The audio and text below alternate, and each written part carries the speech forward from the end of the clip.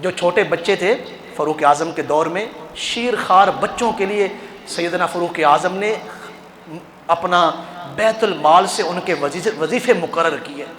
غیر مسلم چونکہ اسلامی ریاست میں ٹیکس دے کے رہتے تھے، یہ الگ بات ہے کہ اب جو مسلمان ملکوں میں مسلمان رہتے ہیں وہ غیر مسلموں کو ٹیکس دیتے ہیں، اور فاروق اعظم کے دور میں کیا تھا کہ غیر مسلم اگر اسلامی ریاستوں میں رہتے ہیں تو وہ کسے ٹیکس دیں؟ مسلمانوں کو ٹیکس دیں۔ ہم رہتے بھی مسلم ملک میں ہیں اور ٹیکس کنہیں دیتے ہیں؟ جی چند لوگ بولیں۔ IMF جو ہے یہ کوئی بغداد شریف کی تنظیم ہے؟ جی آپ کا یہ جو موجودہ بجٹ بنا ہے یہ آپ کی حکومت نے نہیں بنایا، یہ کس نے بنایا؟ IMF نے بنایا۔ تو ہم ٹیکس کسے دے رہے ہیں؟ امریکیوں کو۔ ہم رہتے کہاں پہ ہیں؟ اسلامی ملک میں۔ آپ اندازہ کریں کہ اپنے 1500 سال ذرا پیچھے چلے جائیں، فاروق اعظم کی ریاست میں جو غیر مسلم رہتے تھے وہ اسلامی ریاست کو ٹیکس دیتے تھے۔ ہمیں اس قدر غلام بنایا گیا اور اس قدر گرایا گیا کہ ہم اسلامی ملک میں رہ کے غیر مسلموں کو ٹیکس دے رہے ہیں، حالانکہ محنت ہم کر رہے ہیں، بزنس ہم کر رہے ہیں، کاروبار ہم کر رہے ہیں، لیکن اپنے پیسوں سے ٹیکس ہم دے رہے ہیں کسے؟ غیر مسلموں کو۔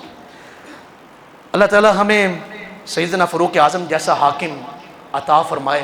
تو آپ کے دور میں جو غیر مسلم رہتے تھے وہ اسلامی ریاست کو ٹیکس دیتے۔ ایک مرتبہ آپ بازار میں چل رہے ہیں، ایک بوڑھے شخص کو دیکھا وہ کسی سے بھیک مانگ رہا ہے، تو سیدنا فاروق اعظم کی نظر پڑ گئی، تو آپ نے فرمایا تمہیں بیت المال سے وظیفہ نہیں ملتا؟ یعنی ریاست میں، اسلامی ریاست میں جو لوگ کام کرنے کے قابل نہ رہتے، بڑھاپے میں پہنچ جاتے، تو سیدنا فاروق اعظم نے ان کے وظیفے مقرر کیے تھے، چاہے وہ مسلم تھے یا غیر مسلم تھے۔ اس نے کہا جی وظیفہ تو مجھے ملتا ہے لیکن اس سے میری ضرورتیں پوری نہیں ہوتی۔ آپ نے فرمایا کیوں نہیں ہوتی؟ تو اس نے کہا میں غیر مسلم ہوں، مجھے ٹیکس دینا پڑتا ہے آپ کی ریاست کو۔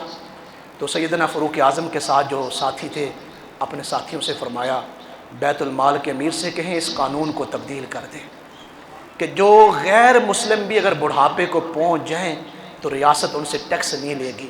پھر آپ نے ایک تاریخی جملہ اس وقت ارشاد فرمایا، میں آپ کی توجہ چاہوں گا اس جملے کے اوپر۔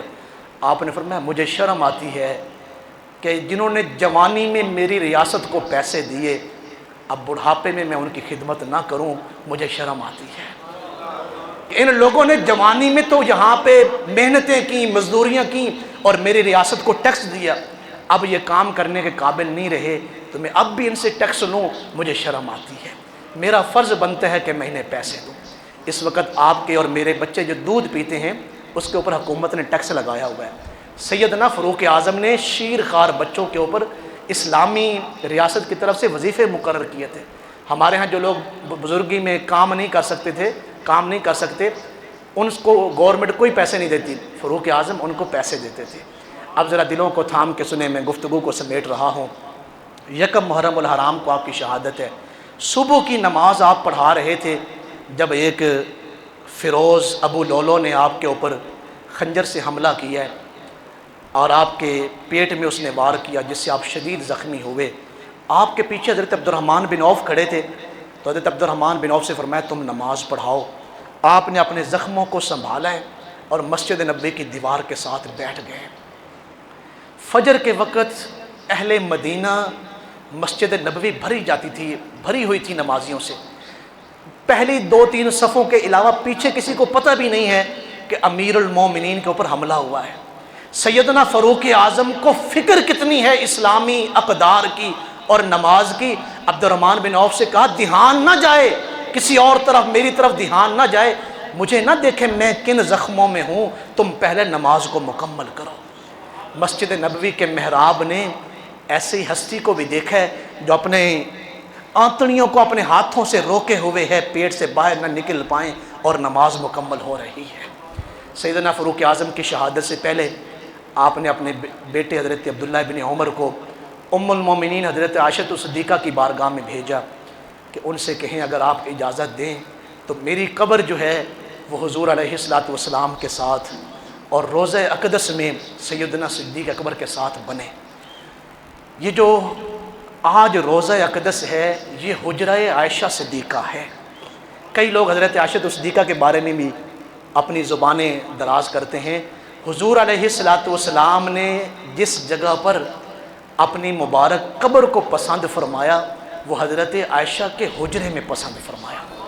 یہ اس بات کی دلیل تھی کہ اگر کسی نے میرے تک آنا ہے تو وہ یہ سمجھے کہ حضور اس جگہ پر آرام فرما ہیں جو حضرت عائشہ صدیقہ کا حجرہ ہے۔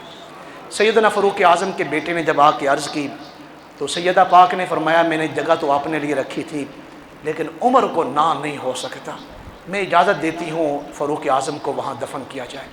بیٹے نے آ کے کہا کہ آپ کے لیے خوشخبری ہے، المومنین نے اجازت عطا فرمائی ہے۔ آپ نے پھر احتیاط فرمایا ابھی میں حیات ہوں، ظاہری زندگی میں ہوں، جب میری روح پرواز کر جائے تو میں نے دوبارہ پھر حضرت عائشہ سے پوچھنا ہے، اگر دوبارہ وہ اجازت عطا فرمائیں پھر مجھے دفن کیا جائے۔ ذرا دلوں کو تھام کے سنیں، جب آپ کی قبر شریف بن رہی تھی نا روضہ اقدس کے اندر، مولا کائنات حضرت شیر خدا کھڑے ہیں، آپ نے فرمایا مجھے یقین تھا کہ فاروق اعظم کی قبر یہاں پر بنے گی۔ تو حضرت عبداللہ ابن عمر نے عرض کی اے شیر خدا آپ کو یقین کیسے تھا؟ فرمایا میں نے زندگی میں حضور علیہ السلام کو کئی مرتبہ کہتے ہوئے سنا میں ابو بکر اور عمر، میں ابو بکر اور عمر، میں ابو بکر اور عمر، میں ابو بکر اور عمر۔ حضور نے جب بھی اپنا ذکر کیا تو ساتھ ابو بکر و عمر کا ذکر کیا۔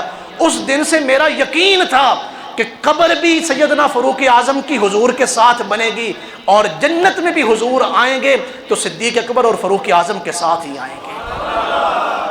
اور دلوں کو تھام کے سنیں، فاروق اعظم رضی اللہ تعالیٰ عنہ یہاں مدفون ہوئے۔ ایک صحابی رسول ہے حضرت عبد الرحمن بن عوف، عشرہ مبشرہ میں سے ہیں۔ حضور نے اپنی زندگی کی ایک نماز حضرت عبد الرحمن بن عوف کے پیچھے بھی پڑھی ہے۔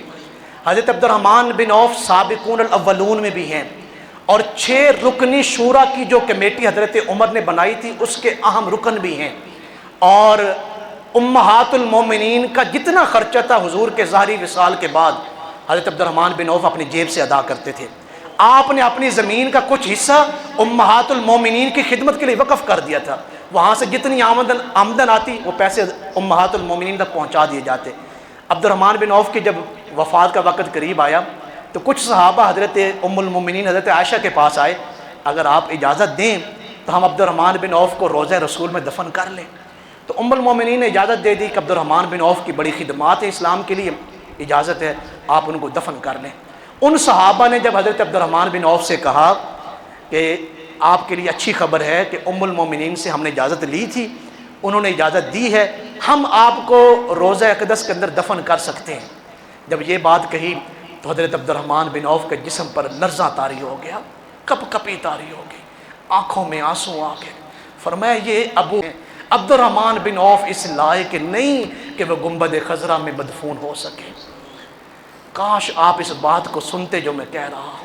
اتنی جلیل القدر ہستی کیا کہہ رہی ہے کہ عبد الرحمن بن عوف اس لائق نہیں کہ انہیں گنبد خضرا میں دفن کیا جائے، مجھے جنت البقیع میں جو مسلمانوں کا قبرستان ہے وہاں دفن کیا جائے۔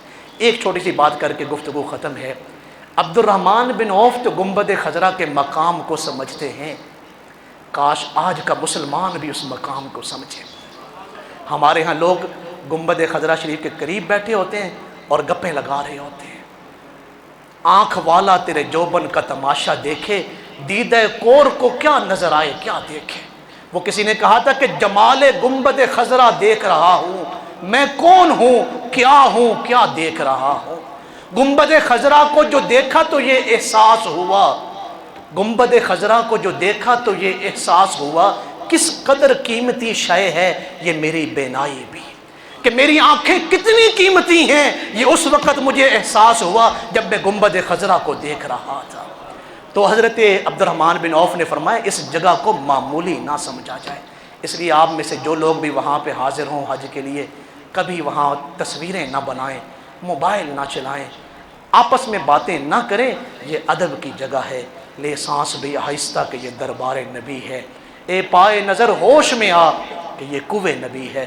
میں آپ سے چھوٹی سی گزارش کر رہا ہوں، جب یکم محرم الحرام آئے آپ میں سے کوئی بھی ایسا فرد نہ ہو جو اپنے گھر میں سیدنا فاروق اعظم کے لیے اصال ثواب کے لیے ختم شریف کا اہتمام نہ کرے۔ آپ جب فاروق اعظم، اللہ کی قسم ہے میں سیدنا فاروق اعظم کا ذکر اس لیے کر رہا ہوں کہ یہ حضور کے یار ہیں، جب ہمارے کسی دوست کا کوئی انسان ذکر کرتا ہے نا کہ آپ کے یار بڑے لاجواب ہیں، ہمیں خوشی ہوتی ہے۔ جب ہم کہتے ہیں نا کہ حضور کے یاروں جیسا تو ہے ہی کوئی نہیں، تو گنبد خضرا میں حضور خوش ہوتے ہیں۔ اگر آپ چاہتے ہیں حضور خوش ہوں تو پھر یکم محرم الحرام کو سیدنا فاروق اعظم کے سارے ثواب کے لیے ختمات شریفات کا اہتمام کریں۔ اللہ تعالی ہمیں عمل کی توفیق نصیب فرمائے۔ وما علیہ الا البلاغ۔